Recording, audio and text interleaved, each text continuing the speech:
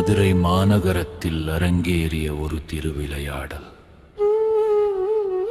ஒரு ஏழை புலவனின் கண்ணீரை கேட்டு இறைவன் தானே இறங்கி வந்த கதை இது.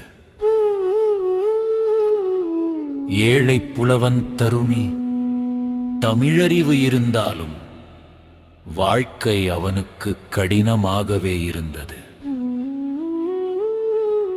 பசி அவனை தினமும் வாட்டியது. ஆனால் சிவன் மீது அவனுக்கு அசைக்க முடியாத நம்பிக்கை இருந்தது. ஒரு நாள்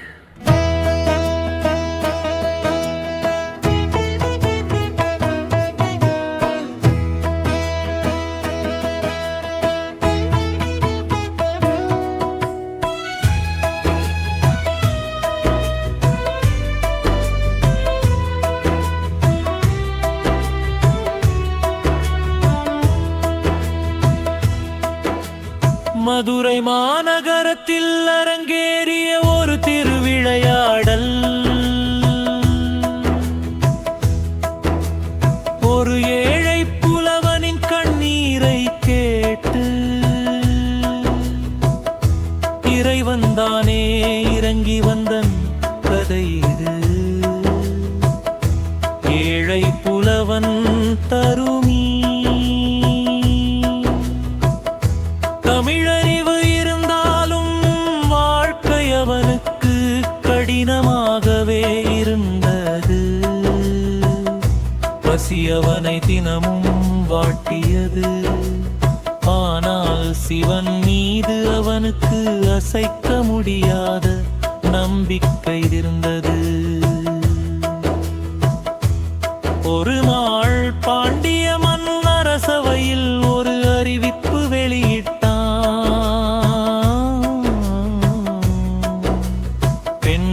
கூந்தலுக்கு இயற்கை மடம்டா என்று பொருளில் சிறந்த செய்யுள் பாடுவோருக்கு பொற்கிழி அளிக்கப்படும் என்று. அந்த செய்யுளை எழுத முடியாமல் தருமி மனமுடைந்தான். செல்வமும் இல்லை, சொல்லும் இல்லை. இறுதியாக அவன் சிவனடியை சரணடைந்தான்.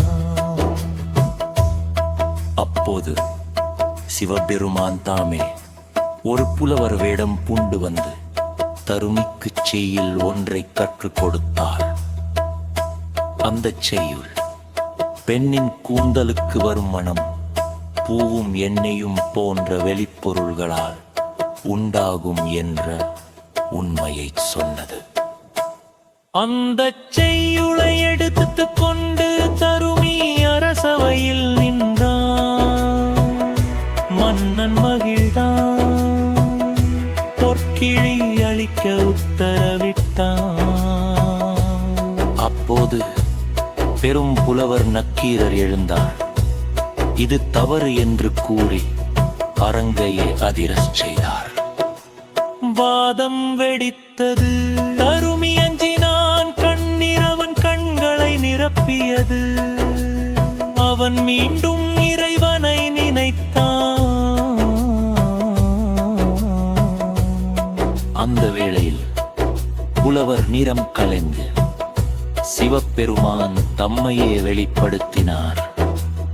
அரங்கில் நடராஜனே நின்றார்.